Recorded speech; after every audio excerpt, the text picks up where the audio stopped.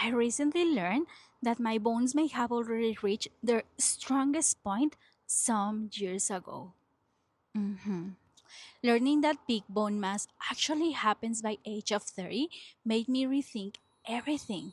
Bone health isn't just about an elder person concern as everyone thinks, but actually, the earlier we start, the better. Hello, my name is Andrea and I'm customer service leader with over 7 years of experience leading high volume teams across multiple industries. I'm focused on creating thoughtful customer experiences where people feel heard, supported, and generally cared for.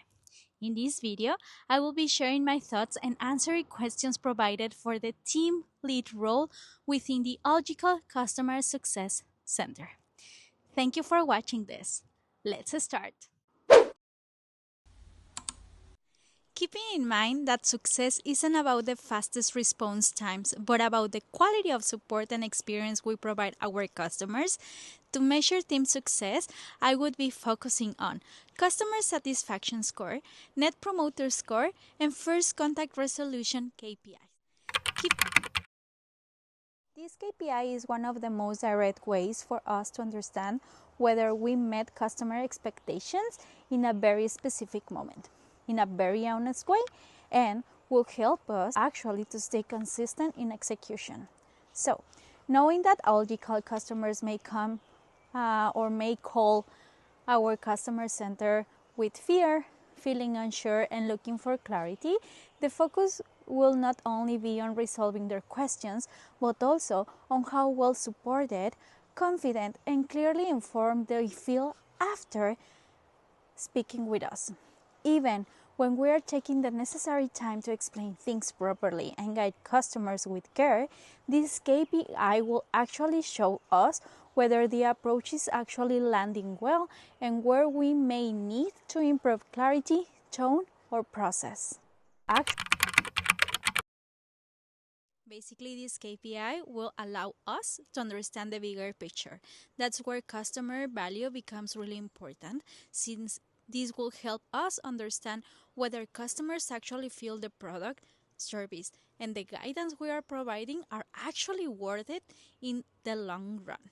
This can be influenced by multiple items such as onboarding, clarity, consistency in our customer service, or whether customers feel confident enough using our products day to day.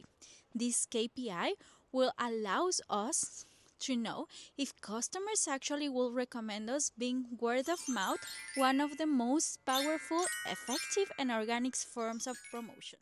Basically,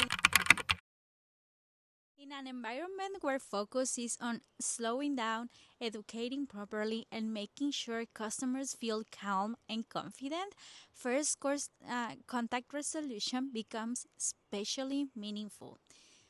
First, it ensures that taking the time to do things right actually leads to real understanding and proper resolution, not just short term reassurance.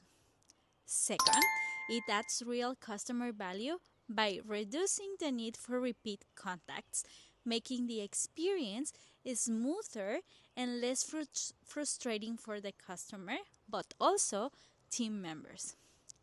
Third, and finally, it improves efficiency by lowering the cost to serve and freeing up customer service specialists for other customers more effectively. In an Incentives should reinforce the exceptional experience that we want to create for our customers. Since my focus would be on CSAT, NPS, and first contact resolution KPIs, I would motivate the team through coaching, continuous development, and a culture where team members feel generally supported. For example, if a customer requires multiple follow-ups, I will sit down with that customer support specialist and review the interaction together so we can both identify which kind of information could have been communicated more clearly the first time.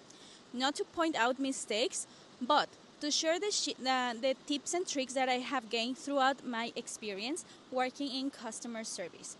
In Algical's context, that might mean understanding how to easily explain bone density loss or calcium absorption in a way that is not technical but accurate, simple, and actionable for our customers. On the development side, I will invest in a regular role play scenarios around Algical's most common FAQs. When team members feel comfortable explaining more complex information, that confidence actually comes naturally and it translates in stronger interactions and better outcomes. For recognition, I will make sure to celebrate team achievements, but also individual ones. Of course, I will need to understand the do's and don'ts from the company, the HR guidelines, and what my boundaries are.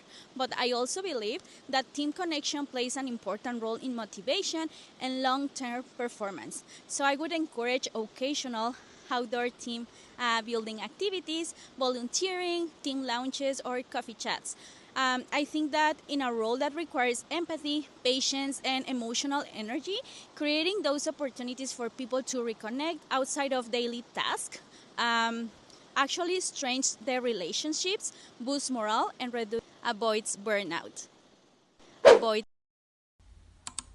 AI can be a really strong supportive tool that can help both customers and customer service teams to have a smoother and more informed experience. AI can be especially helpful with the behind the scenes repetitive tasks that take actually time away from customers, such as summarizing conversations, translation from other languages, updating CRM notes, or simple tasks like order status, shipping updates, password resets, and basic FAQs.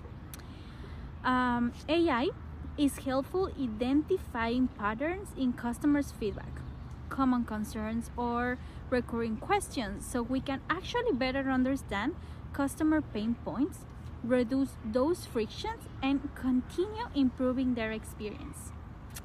AI gives space for what really matters, taking the time to truly listen, educate, and support our customers so they can feel confident, cared, and well informed to take confident decisions.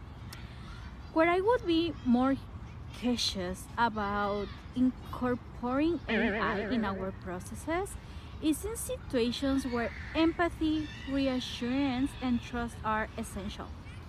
Customers are often reaching out with fear.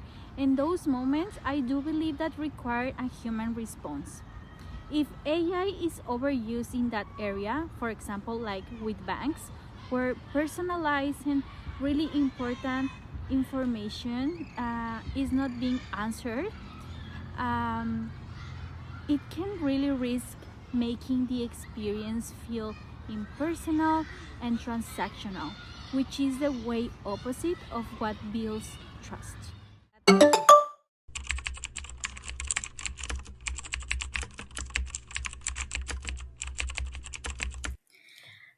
Hi, Patrick. Thank you for taking the time to meet with me today. First, I want to acknowledge the hard work and support you consistently provide to our customers.